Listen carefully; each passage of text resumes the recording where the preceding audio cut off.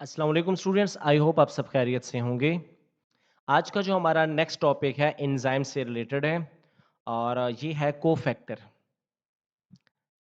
Last 2 videos में मैंने आप लोगों के साथ डिस्कस किया था एंजाइम का इंट्रोडक्शन, स्ट्रक्चर और सेकंड वीडियो में आप लोगों के साथ एक्सप्लेन की थी एंजाइम्स की क्लासिफिकेशन। आज का जो हमारा टॉपिक है वो है कोफैक्टर। देखें बहुत सारे एंजाइम्स ऐसे होते हैं जो सोलेली अपना वर्क खुद करते हैं, किसी हेल्पर की ज़रूरत नहीं होती, लेकिन बहुत सारे एंजाइम्स ऐसे होते हैं जिन्हें अपना फंक्शन परफॉर्म करने के लिए, सबस्ट्रेट की करेक्ट बाइंडिंग के लिए उन्हें हेल्पर चाहिए होता है। उस हेल्पर को कहते हैं कोफैक्टर। जितने भी कोफैक्टर होंगे ये प्रोटीन्स के अलावा बाकी किसी भी ऑर्गेनिक कंपाउंड के बने हुए हो सकते हैं। इसलिए क्या कहते हैं कि cofactors are non proteinaceous substance that associate with enzymes. A cofactor is essential for the proper functioning of an enzyme. The protein part of enzyme in cofactor is apoenzyme. An enzyme and its cofactor together constitute the holoenzyme. ये मैं आप लोगों के साथ explain कर दूं कि इन cofactor क्या होते हैं। ये बेसिकली हेल्पर्स होते हैं एंजाइम्स के लिए। देखें, एक एंजाइम है आरएनए पॉलीमरेज, ओके, डीएनए की ट्रांसक्रिप्शन करता है। स्टूडेंट्स आप लोग और से सुने, डीएनए की ट्रांसक्रिप्शन होती है और एज अ रिजल्ट एक मैसेंजर आरएनए बनता है। अब देखें एक एंजाइम है आरएनए पॉलीमरेज जो कि डीएनए के ऊपर जाकर बाइंड करता है, उसको बाइंड एग्जैक्ट प्रोमोटर साइट पे, एग्जैक्ट बाइंडिंग एक वो फैक्टर है सिग्मा फैक्टर, वो उसकी करेक्ट बाइंडिंग करवाता है। जैसे ही वो ट्रांसक्रिप्शन स्टार्ट करता है और वो वहां से अलग हो जाता है। तो बहुत सारे एंजाइम ऐसे होते हैं जिन्हें अपने प्रॉपर फंक्शनिंग के लिए क्या चाहिए होता है, कोफैक्टर। ये प्रोटीन के अलावा बाकी किसी भी ऑर्गेनिक कंपाउंड के बने हो सकते हैं। अब यहाँ पे जो सेकंड लाइन में इन्होंने बात किया हालो और एपो एंजाइम्स की।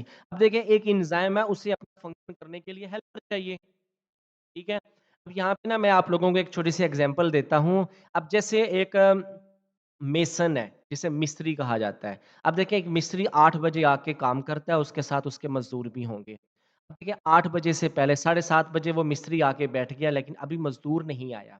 8 बजे मजदूर आएगा और उन्होंने काम शुरू करना है। तो 8 बजे तक वो मिस्त्री अकेला बैठा है, उसने फंक्शन स्टार्ट नहीं किया, क्योंकि फंक्शन तभी स्टार्ट करेगा जब उसके साथ उसका मजदूर होगा।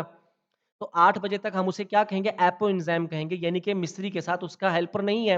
यानी एंजाइम्स के साथ जब उसका हेल्पर नहीं होता, उसका हेल्पर जब रिमूव हो जाता है, तब हम उस एंजाइम को क्या कहते हैं, एपो एंजाइम कहते हैं।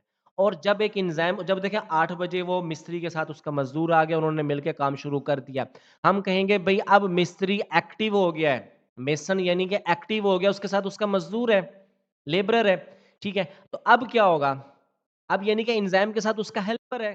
अब ऐसे एंजाइम को हम लोग कहते हैं एक्टिवेटेड एंजाइम, ठीक है। इसे इसको कहते हैं हालो एंजाइम।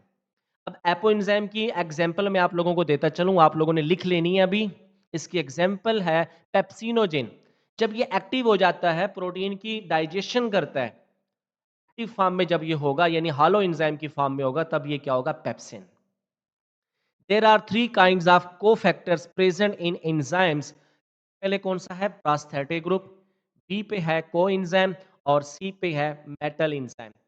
प्रोस्थेटिक ग्रुप ऐसा कोफैक्टर होता है जो कि अपने एंजाइम्स के साथ टाइटली बाउंड होगा, यानी कोवलेंटली बॉन्डेड होगा।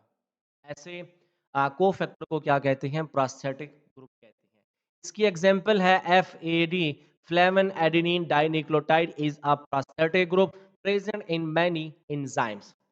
बी पे आ जाता है कोएंजाइम। अब देखिए कोएंजाइम भी क्या होगा, ये कोफैक्टर है जो कि एंजाइम्स के साथ लूजली अटैच होता है। क्या होता है, लूजली अटैच होता है। At all other times it is detach from enzyme. बाद में रिएक्शन हो जाता है, ये उससे अलग भी हो जाते हैं। और कोएंजाइम की एग्जांपल क्या है, NAD, protein amide adenine dinucleotide एक कोएंजाइम है। तो यानी कोफैक्टर की पहली टाइप कौन सी है, prosthetic group.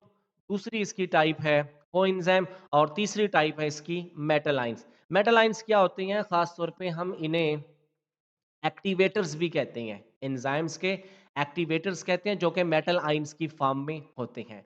For catalysis of certain enzymes, a metal ion is required at the active site to form coordinates bond. Zinc is a metal ion cofactor used by number of enzymes. Zinc है, magnesium है, iron है, ये काफी सारे क्या है, metal ion है जो कि एंजाइम्स के साथ अटैच होके उसकी प्रॉपर फंक्शनिंग करती हैं, इसलिए इनको एक्टिवेटर्स भी कहा जाता है। तो यानी कोफैक्टर्स में आप लोगों ने ये सीखा आज कि ये नॉन प्रोटीन होती हैं, ठीक है? किसी न्यूक्लियोटाइड्स के बने हो सकते हैं। अब जैसे कि बी नंबर पे अभी जो डिस्कस किया हमने कोएंजाइम्स, देखिए मोस्ट ऑफ द कोएंजाइम ये विटामिन से बने होते हैं। विटामिन बी है, राइबोफ्लेविन है, ये क्या है? ये कोएंजाइम के तौर पे भी वर्क करते हैं। तो स्टूडेंट्स आज आप लोगों ने सीखा है कोफैक्टर क्या होते हैं, ये एंजाइम्स के साथ अब देखिए अब एंजाइम की हेल्प कैसे करते हैं। जैसे मैंने आप लोगों को बताया कि sigma factor RNA polymerase enzyme cofactor है।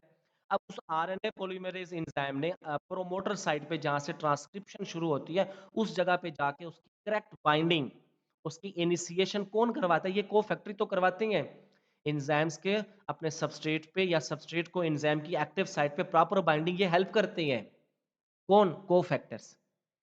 तो कोफैक्टर की 3 टाइप्स हैं, प्रोस्थेटिक ग्रुप, कोएंजाइम्स और मेटालाइन जिन्हें एक्टिवेटर्स भी कहा जाता है। स्टूडेंट्स इन्हें आप लोग डीपली से रीड करें।